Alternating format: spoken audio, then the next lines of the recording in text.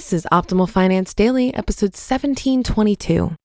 The 6 Key Steps to Healthy Finances in Your Relationship by Babauta of Zen Habits.net. And I'm your host and personal finance enthusiast, Diana Merriam. Now let's get to today's post as we optimize your life. The 6 Key Steps to Healthy Finances in Your Relationship by Babauta of Zen Habits.net. If you've ever been in a relationship for very long, especially if you were married or living together, I can almost guarantee that you've had a money fight. One of the biggest causes of problems in relationships is differences in values, goals, and habits when it comes to money, and especially communication about money issues. Money can't buy you love, but it sure can tear it apart. And while I can't claim that my wife and I are perfect when it comes to money and relationships, I can say that we've come a long way, and we rarely ever have money disagreements anymore.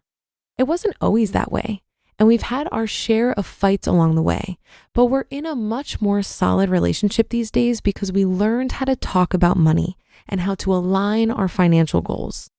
That's the crux of this post in 2 simple steps. Learn how to talk about money and learn how to align your financial goals. If you can do those 2 things, you've done more than most couples, and you've done a lot to keep your relationship on solid ground. Number 1, sit down and talk about financial goals and values. Many couples often neglect this step, even if it seems obvious and commonsensical. But because talking about finances can be uncomfortable, they leave these important things unsaid and often don't even think about it individually. They have goals and values when it comes to money, but they're not examined. That's a mistake, as one person might want to be frugal in order to save for future goals, while the other might like to spend and enjoy things now, while the getting is good. The differences often come from different upbringings, and they can be emotionally charged. See next step for more on this. It doesn't have to be difficult though. Just tell your partner you'd like to sit down and have a talk about the future, what your goals are, and how you can work together as a team to achieve them. In the beginning, just start spitting out different things each of you wants. A house, kids, college education for the kids, a healthy emergency fund, nice cars, travel each year, nice clothes, gadgets and computers, etc.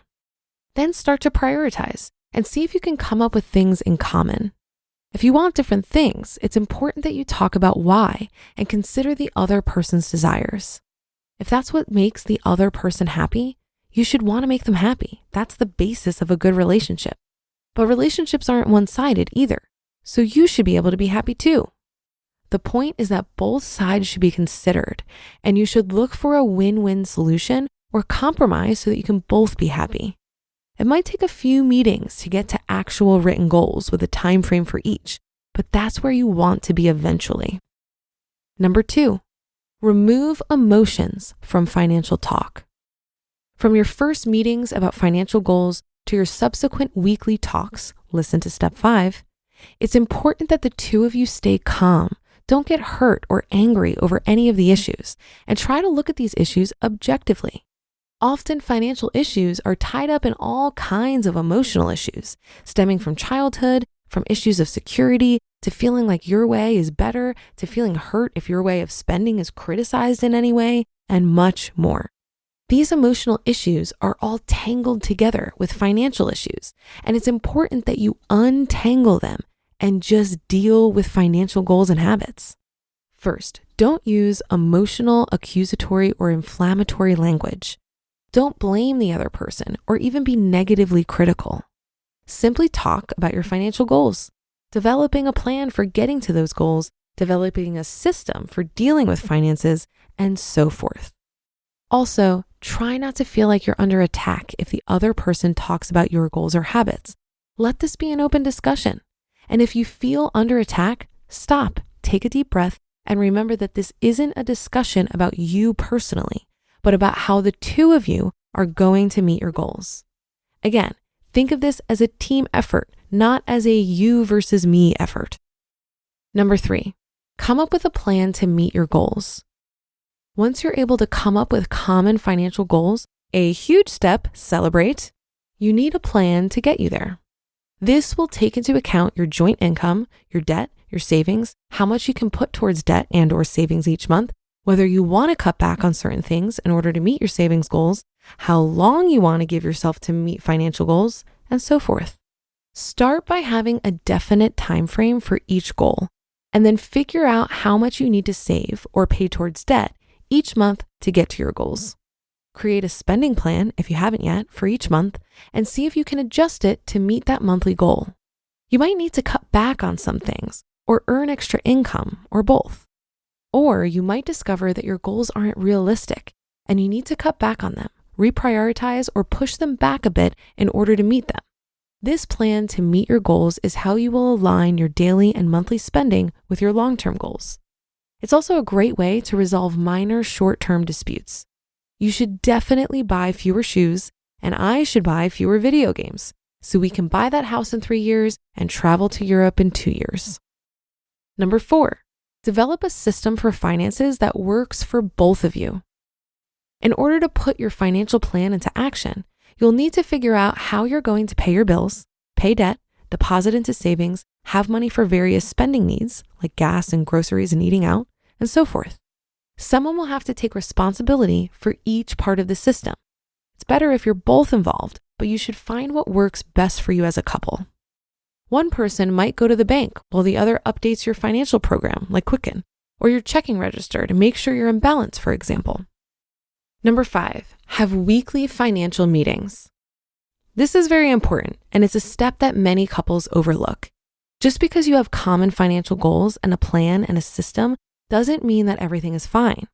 If one person takes responsibility for the finances, for example, and the other is out of the loop, then there will likely be problems down the road. I've known several couples like this. One partner took care of the finances and the other was blissfully ignorant until it was revealed that they were way behind on payments and would soon have to file for bankruptcy. That wasn't a good time in their relationship. To prevent problems like this, have a weekly meeting where you sit down and talk about finances. You can review your accounts, your spending plan, what's coming up in the next few weeks that you'll need to budget for, any problem areas, what to do with your annual bonus, where you are with your goals, and so forth. Make sure you're both caught up on everything and that you're working well as a team. And number 6, above all, stay positive and be honest. Remember, you're a team.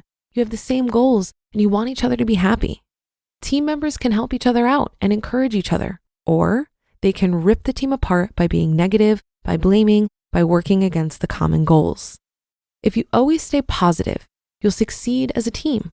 Be encouraging, stay focused on solutions, not blame, and make sure love is the foundation of everything you do. Quote, "We can tell our values by looking at our checkbook stubs." Gloria Steinem. You just listened to the post titled "The 6 Key Steps to Healthy Finances in Your Relationship" by Babauta of ZenHabits.net. Look, 2020 has proven to be the year of many things. But if you own a small business, this could also be the year you switch to better payroll. Gusto wasn't just built for small businesses. It was built for the people behind them. Their online payroll is so easy to use. Gusto can automatically calculate paychecks and file all of your payroll taxes, which means you have more time to run your business. Plus, Gusto does way more than payroll. Gusto helps with time tracking, health insurance, 401ks, onboarding, commuter benefits, offer letters, access to HR experts. You get the idea. It's super easy to set up and get started. And if you're moving from another provider, they can transfer all of your data over for you. It's no surprise 94% of customers are likely to recommend Gusto. Here's the best part. Because you're a listener, you get 3 months totally free. All you have to do is go to gusto.com/OFD. Again, that's gusto.com/OFD. And I'm telling you, you're going to love Gusto. Get started today. gusto.com/OFD. While I'm not yet married, I think a lot of this advice is applicable for those of us in committed relationships. I've been talking a lot to my Midwestern gentlemen about money and the implications of merging our households eventually. Now, as someone who talks about money every single day, I have the benefit of being desensitized to the taboo around this subject matter. I think money is such a sensitive topic because many people carry a lot of shame around it. We're taught that it's a very private thing, and ultimately it's a reflection of what we value. If there's a discrepancy between what we say we value and what we're spending our money on, that can create a very uncomfortable dynamic. Money is also a form of independence, and so having to negotiate with another person regarding money can create a power struggle that is really about so much more than money. I personally have never had to make financial decisions with another person, and so taking things really slow and having many transparent and ongoing conversations about money is really helping me. One thing we're considering is to agree on a budget for our joint expenses and then have savings and investment goals that we both contribute to each month. Anything outside of that is fair game and allows us both to maintain an element of independence. Regardless of the actual tactics we decide to implement, we recognize that again, how we manage our money together is a reflection of what we value. And so most of our conversations thus far have been about aligning on those values and dreaming up common goals.